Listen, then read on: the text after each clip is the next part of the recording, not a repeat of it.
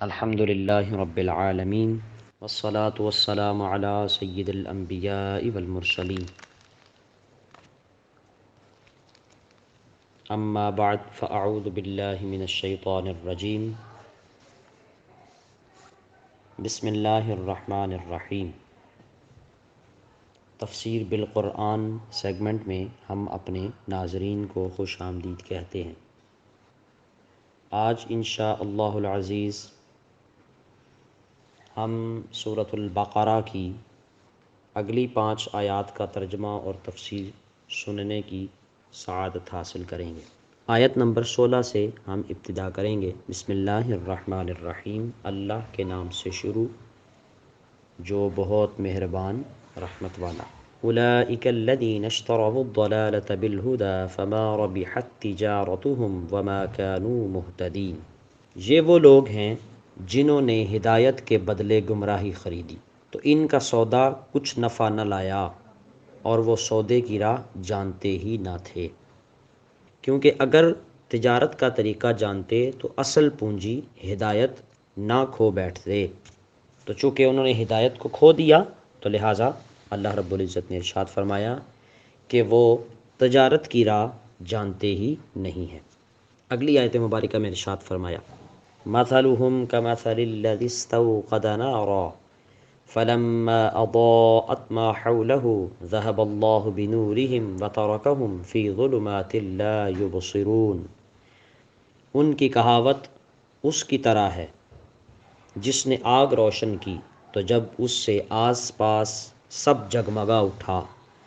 اللہ ان کا نور لے گیا اور انہیں اندھیریوں میں چھوڑ دیا کہ کچھ نہیں سوجھتا۔ یہ ان کی مثال ہے جنہیں اللہ تعالیٰ نے کچھ ہدایت دی یا اس پر قدرت بخشی، پھر انہوں نے اس کو ضائع کر دیا اور ابدی دولت کو حاصل نہ کیا۔ ان کا مال حسرت اور افسوس ہے، حیرت اور خوف ہے، اور اس میں وہ منافق بھی داخل ہیں جنہوں نے اظہار ایمان تو کیا مگر دل میں کفر رکھ کر اقرار کی روشنی کو ضائع کر دیا، اور وہ بھی جو مومن ہونے کے بعد مرتد ہو گئے، اور وہ بھی جو مومن ہونے کے بعد مرتد ہو گئے، اور وہ بھی جنہیں اللہ تعالیٰ نے فطرت سلیمیہ عطا فرمائی اور جنہیں اللہ تعالیٰ نے ایسی فطرت عطا فرمائی کہ وہ پہچان کر سکتے تھے، ایسی بصیرت عطا فرمائی کہ جن کے سامنے دلائل کی روشنی سے حق کو واضح کیا جاتا مگر انہوں نے اس سے فائدہ نہ اٹھایا اور گمراہی اختیار کی۔ پھر فرمایا صم بکم عمی فہم لا یرجعون، بہرے، گونگے، اندھے تو وہ پھر آنے والے نہیں، اور جب حق سننے، ماننے، کہنے،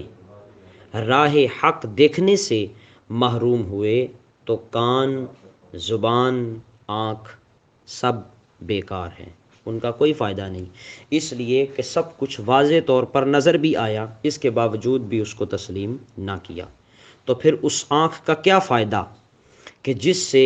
اللہ تعالیٰ کی پہچان نہ ہو سکے، اس کے محبوب کریم صلی اللہ تعالیٰ علیہ وآلہ وسلم کی پہچان نہ ہو سکے۔ اس کان کا کیا فائدہ کہ جس نے قرآن کی تلاوت سنی، قرآن کی آیات کو سنا، حضور علیہ الصلاۃ والسلام کے فرامین کو سنا، آپ کی مقدس اور مبارک آواز کو سنا، اور اس کے باوجود بھی اس پر لبیک نہ کہا، تو اس کان کا بھی کوئی فائدہ نہیں۔ آگے فرمایا او کصیب من السماء فیہ ظلمات ورعد وبرق یجعلون اصابعهم فی آذانهم من الصواعق حذر الموت واللہ محیط بالکافرین۔ یا جیسے آسمان سے اترتا پانی کہ اس میں اندھیریاں ہیں، گرج اور چمک اپنے کانوں میں انگلیاں ٹھونس رہے ہیں کڑک کے سبب موت کے ڈر سے، اور اللہ کافروں کو گھیرے ہوئے ہے۔ تو ہدایت کے بدلے گمراہی خریدنے والوں کی یہ دوسری مثال ہے کہ جیسے بارش زمین کی حیات کا سبب ہوتی ہے، اس کے ساتھ خوفناک تاریکیاں، گرج اور چمک ہوتی ہے، اسی طرح قرآن اور اسلام قلوب کی حیات کا سبب ہے، اور شرک، کفر اور نفاق ظلمت کے مشابہ جیسے تاریکی منزل تک پہنچنے سے مانع ہوتی ہے۔ اندھیرے میں کسی کو کچھ نظر نہیں آتا تو لہٰذا وہ اپنی منزل تک نہیں پہنچ سکتا، ایسے ہی کفر، نفاق راہ یابی سے مانع ہیں۔ جس دل کے اندر کفر ہو، جس دل کے اندر نفاق ہو، وہ کبھی بھی سیدھے راستے پر نہیں چل سکتا۔ آگے فرمایا یکاد البرق یخطف ابصارہم، بجلی یوں معلوم ہوتی ہے کہ ان کی نگاہیں اچک لے جائے گی۔ کلما اضاء لهم مشوا فیہ وَإِذَا أَظْلَمَ عَلَيْهِمْ قَامُوا وَلَوْ شَاءَ اللَّهُ لَذَهَبَ بِسَمْعِهِمْ وَأَبْصَارِهِمْ إِنَّ اللَّهَ عَلَى كُلِّ شَيْءٍ قَدِيرٌ۔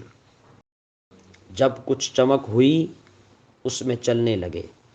اور جب اندھیرا ہوا کھڑے رہ گئے، اور اللہ چاہتا تو ان کے کان اور آنکھیں لے جاتا، بے شک اللہ سب کچھ کر سکتا ہے۔ یہ والی آیت مبارکہ اور اس سے پچھلی جو آیات مبارکہ ہے، ان کے شان نزول کچھ اس طرح ہیں کہ منافقوں میں سے دو آدمی حضور علیہ السلام کے پاس سے مشرکین کی طرف بھاگے۔ راستے میں یہی بارش جس کا ذکر آیت مبارکہ میں ہوا ہے کہ جس میں شدت کی گرج، کڑک اور چمک تھی، جب گرج ہوتی تو کانوں میں انگلیاں ٹھونس لیتے کہ کہیں یہ کانوں کو پھاڑ نہ ڈالے، جب چمک ہوتی تو چلنے لگتے، جب اندھیری ہوتی تو اندھے رہ جاتے، اور آپس میں کہنے لگے خدا خیر سے صبح کرے تو حضور کی خدمت میں حاضر ہو کر ہم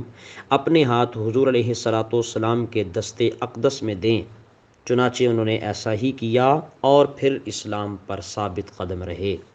تو ان کے حال کو اللہ تعالیٰ نے منافقین کے لیے کہاوت بنایا کہ جو مجلس شریف میں حاضر ہوتے، کانوں میں انگلیاں ٹھونس لیتے کہ کہیں حضور کا کلام ان پر اثر نہ کر جائے جس سے وہ مر ہی جائیں، اور جب ان کے مال اولاد زیادہ ہوتے، غنیمت ملتی، تو بجلی کی چمک والوں کی طرح چلتے اور کہتے اب تو دین محمدی سچا ہے، اور جب مال اولاد ہلاک ہوتے اور کوئی بلا آتی تو بارش کی اندھیریوں میں ٹھٹک رہنے والوں کی طرح کہتے یہ مصیبتیں اسی دین کی وجہ سے ہیں،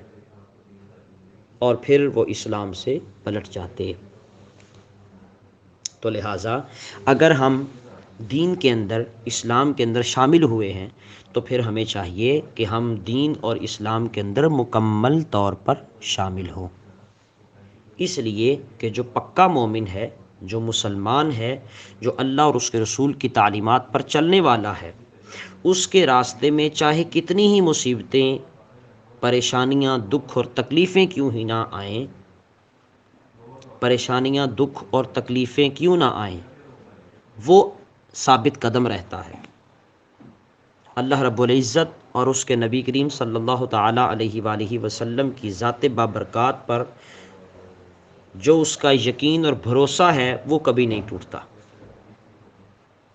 اللہ پاک کی بارگاہ میں دعا ہے اللہ پاک ہم سب کو اسلام اور اسلام کی تعلیمات پر ثابت قدم رکھے،